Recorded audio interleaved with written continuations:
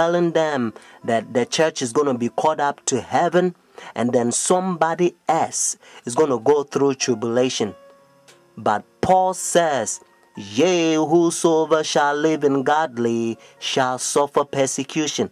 When Shadrach, Meshach, and Abednego, notice in Daniel chapter 3, when they threw them in the fire furnace, you know what happened? God saved them. And according to Daniel chapter 6, King Darius, when they threw Daniel in the lion's den, God saved Daniel.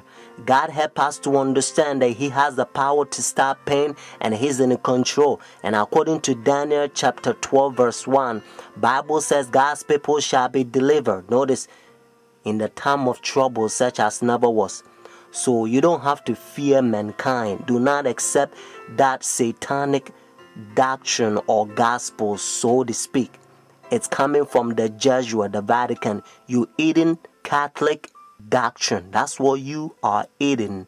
That's why, and again, Revelation chapter 17, the Bible called this power the whore, the mother of harlot.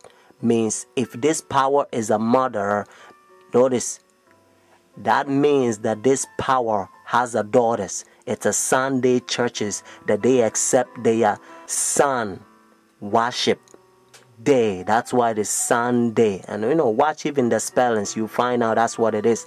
So friends, Jesus Christ is coming. Whether you go to church or not, friends, take a stand now. Saturday is the biblical day, the Sabbath, because God knows that in the end, the devil's going to make a lot of people forget the day. It's the holy day that they prove that He's the one who created heaven and the earth. Friends, that's why He began by saying, remember the Sabbath day to keep it holy. Oh, friends, isn't that sad? Said Jesus. Why you call me Lord, Lord, and do not the thing which I said? Says Jesus. These people confess me with their mouth, but their heart is far from me. Luke chapter 23, verses 50 to 56, and also Luke chapter 24, verses 1 to 3.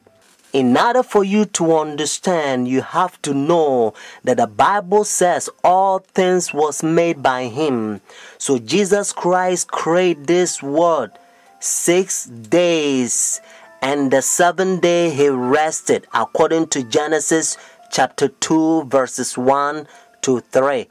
And then when Adam and Eve, they sinned, redemption, He came and He died for us.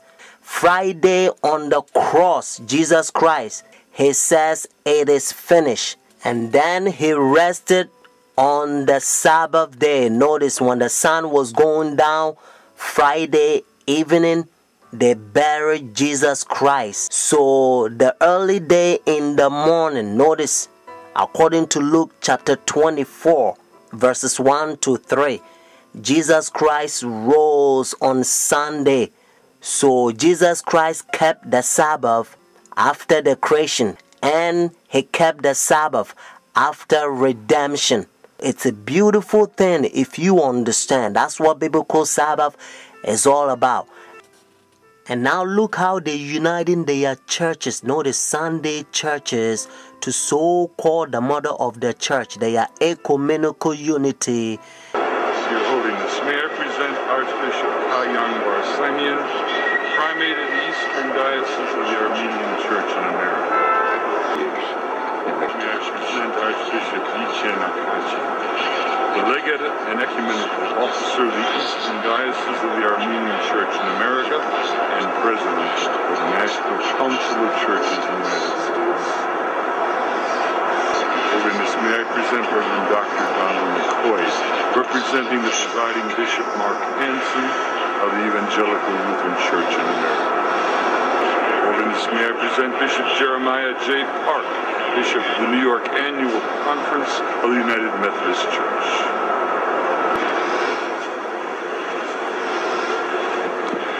Your Holiness, may I present Reverend Wesley Granberg Michelson, the General Secretary of the Reformed Church in America.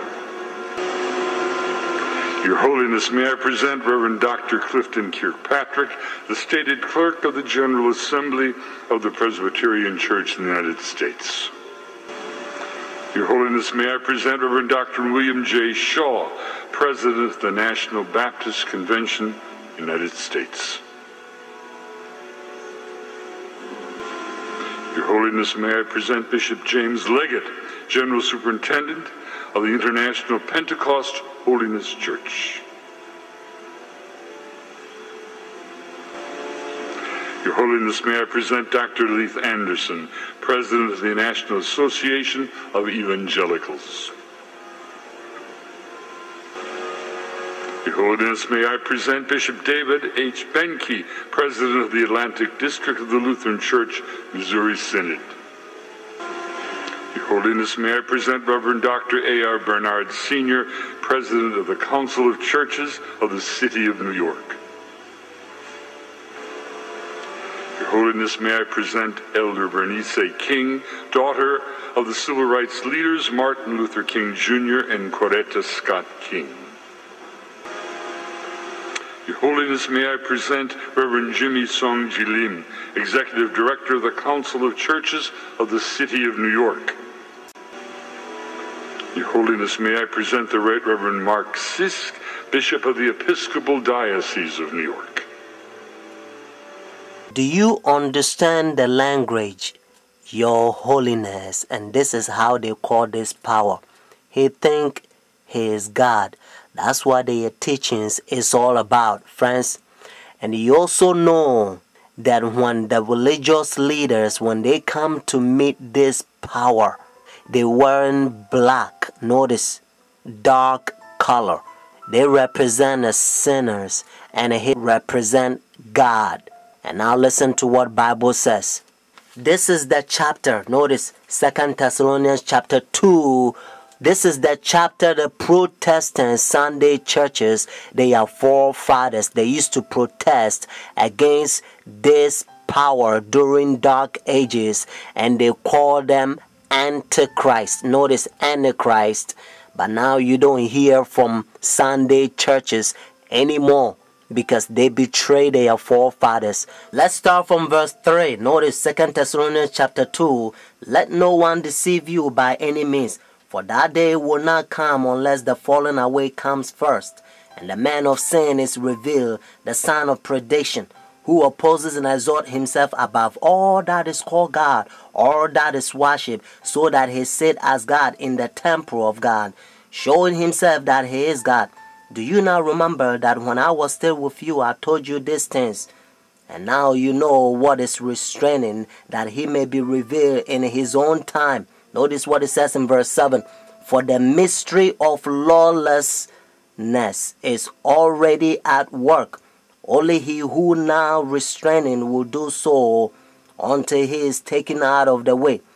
And then the lawless one will be revealed, whom the Lord will consume with the breath of his mouth and destroy with the brightness of his coming.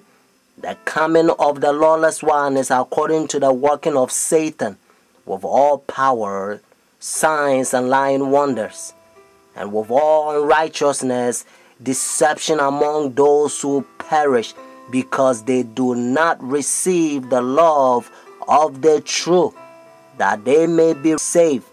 Friends, I urge you to call this number and order your own book. And the name of the book is The Great Controversy. Notice, The Great Controversy. And by the grace of God, you're going to become a better Christian. You're not going to fall to this Christianity that has become like a coffee and milk shake together, because the man of sin infiltrating the churches and they destroying doctrines. The phone number here is 856-503-5893. One more time, 856-503-5893. Friends, Also, if God is touching your heart to support God's faithful ministry so that we can speed up this gospel to a lot of people so that they can hear what you are hearing, because heaven is ceaseless ages. Benedict XVI heads to the U.S. this coming week for his first visit here since being elected Pope 3 years ago, where the war in Iraq is expected to be high on the agenda. On Friday, Benedict travels to New York, where he will address the United Nations General Assembly. The UN event was